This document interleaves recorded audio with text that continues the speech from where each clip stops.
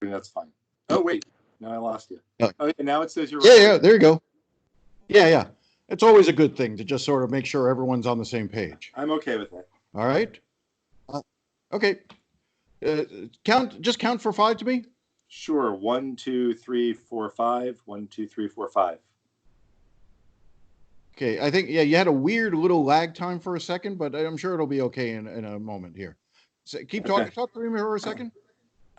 Sure. No, you're fine now. Now your lips have caught up to you. Good. Okay. Great. All right, good. So let's get started if that's okay. Sure. So let's start with the bill that you're going to be voting on, or will hopefully pass the House tomorrow. Give me your assessment. How do you feel about this bill, and give me a sense of what it does?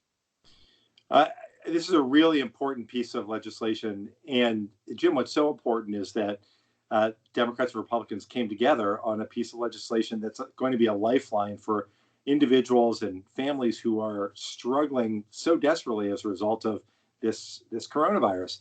We went from a bill that had a huge, no strings attached secret slush fund for the biggest corporations in the world to one that now provides assistance with oversight that will help employees, it will help small businesses, especially that drive our economy, and it's going to help independent contractors and gig workers and people who wouldn't otherwise be eligible for some of the programs that already exist. The whole point here is getting money out the door. The direct payments are the biggest part of that, so that people can get some help and can get some comfort, understanding that they're just doing what they've been asked to do, which is to separate from one another, to try to help keep their neighbors safe. They shouldn't have to pay a price for it. Logistically, there's probably no way around this. My understanding is it's going to take probably 2 to 3 weeks for those who have direct deposit, could take a few weeks more for those who have to be mail checks. So that's still a good amount of time between now and when people will see the money.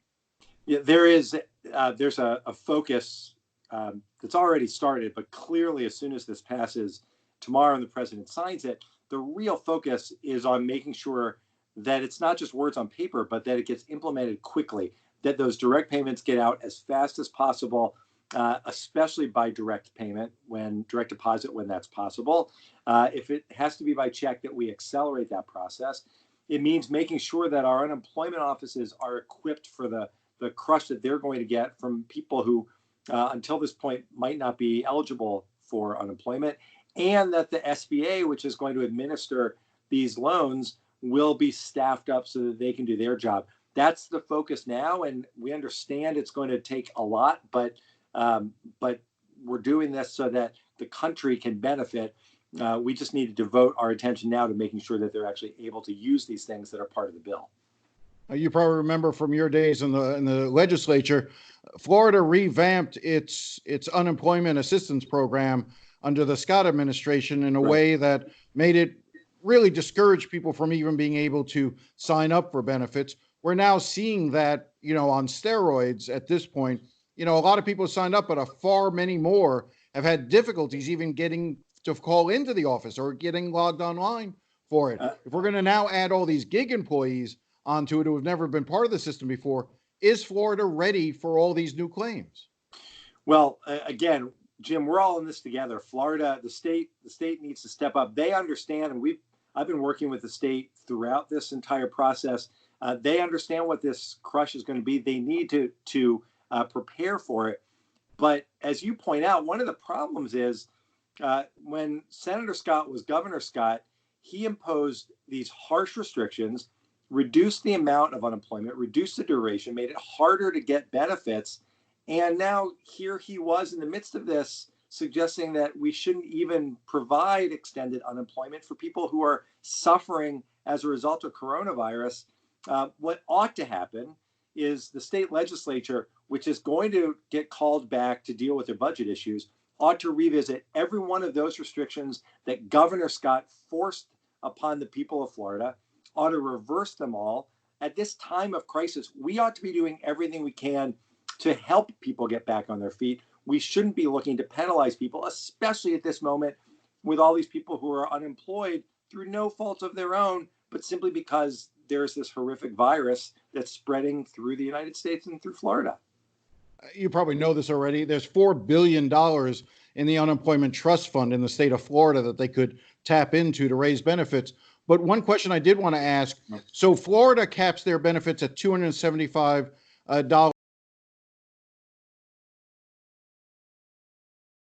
Does the legislation passed in Washington change that at all? Does it, or are Floridians going to only max out at $275 a week for 12 weeks? Right. Well, we're working to ensure that the added benefit in this legislation, the extra $600 per week over the course of 4 months, which is what Senator Scott was objecting to. Shockingly, that we be clear that that applies in Florida as well. I believe that will. That's certainly the intent. We're all working to make sure that there are no questions at all. This is a time when we ought to be doing everything we can, Jim, to help people who are struggling. And that's why we have these expanded benefits in this legislation. And they're expanded benefits that should be made available to everyone. And Floridians shouldn't be penalized as a result of state legislation that Governor Scott rammed through when he was governor. Whose decision will that ultimately be as to whether or not that applies in Florida? Is it the governor's decision? Does the legislature have to come back to pass it? We're just trying to confirm this. This is beyond the current unemployment, so it ought to apply. We just want to avoid getting any of these questions, so we just want clarification, clear clarification coming first out of. I want to be able to confirm that myself. Our staff is looking at this as we speak, and you beat me by a little bit because that's a question that's come up all morning that we're trying to address. But the purpose is to supplement the state unemployment insurance. That's what this will do. Well, let's widen our focus out a little bit and talk about the overall coronavirus. I don't know if you're aware of it. Have you heard about the ship that's just off the coast of Miami with a number of patients, at least maybe 15 COVID-19 testing positive folks who are going to be brought into shore, and the ship itself is eventually going to have to dock? Are you familiar with this at all, or do you not know about this? I've heard of it, but it gets to, I think, the fundamental point that we have in Florida, which is how do we best act to contain this virus, to prevent it from spreading and to save lives. We're not doing enough testing in Florida. I think everyone acknowledges that. It's been a problem from the start. It's a problem today. But whether we're testing or not, the virus is still spreading. And we've got to do everything we can to make sure that we limit its spread. And if we don't, then over the next few weeks, our hospitals, our healthcare facilities will be overwhelmed. There'll be a crush on the facilities. They'll find themselves in a situation where the emergency room doctors, the nurses, all of these skilled professionals won't be able to utilize those skills because, well, we've seen what happened in other places. That's why it's so important to have policies about whether it's people coming in on a cruise ship who are infected or people coming from New York who are infected, making sure that we do our best to limit those new infections coming in, and making sure that we have testing, that we have a policy rather that recognizes this threat. That's why I've called for a statewide shelter at home, and I've asked the governor to take action.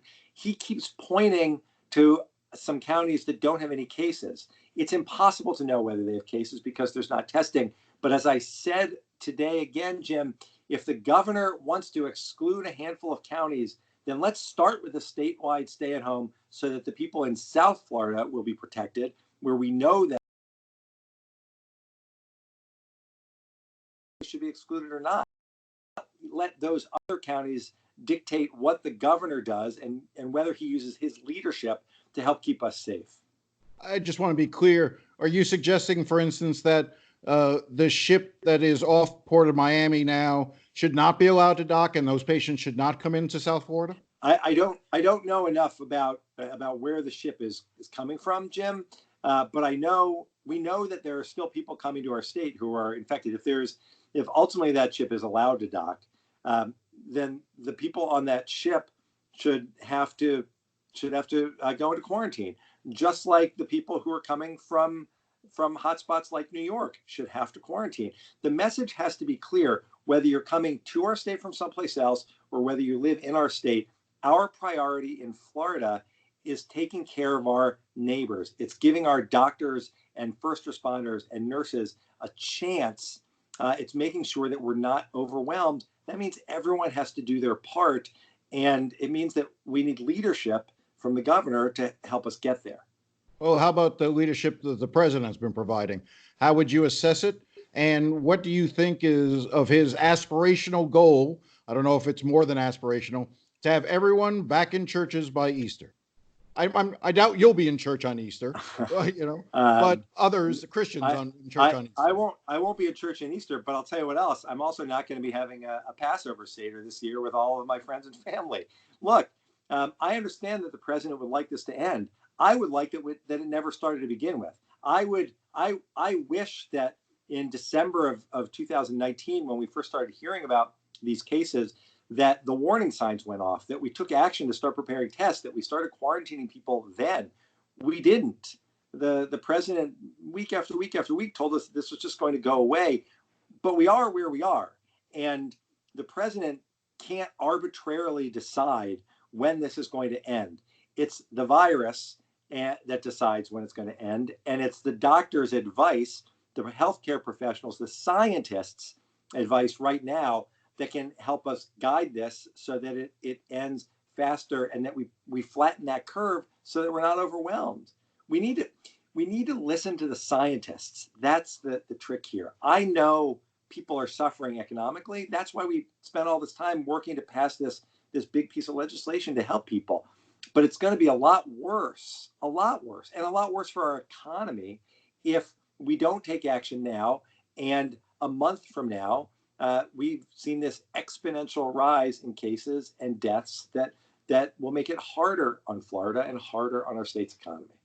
Two quick things unrelated. Sure. Your reaction to the indictment today of Nicolas Maduro and members of his government for narco trafficking?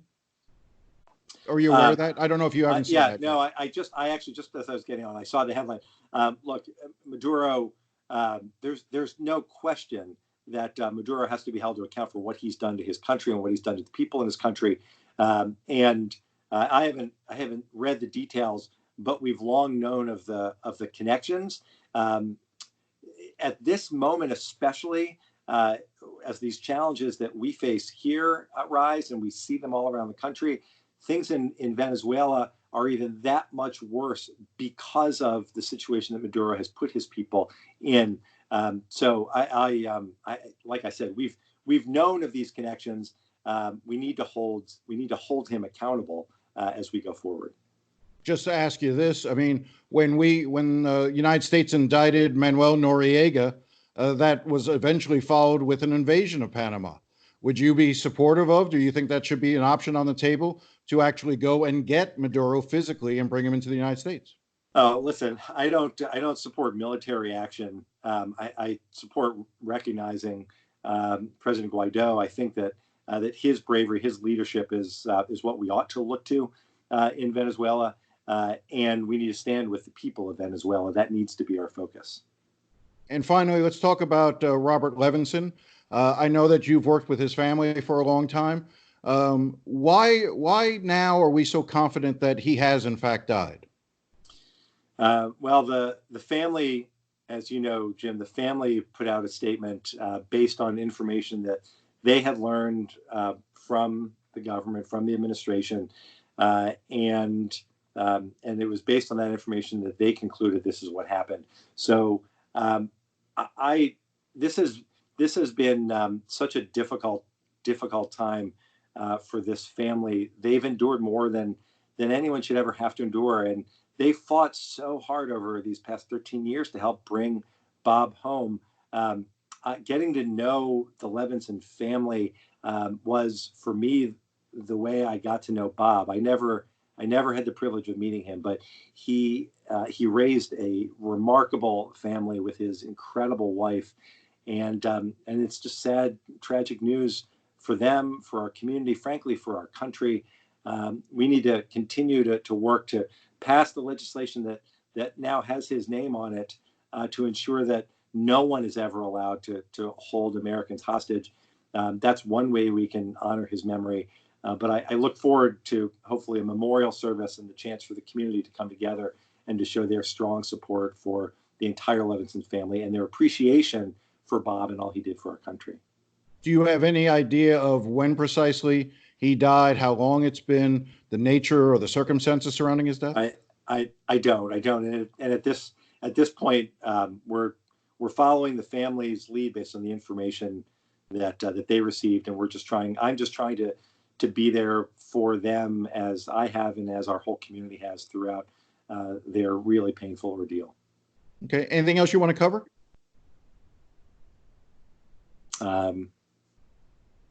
No, that's a lot. I'm gonna. No. You know me. I try to run Yeah. through a lot of different things. I'm Yeah. going to stop the recording.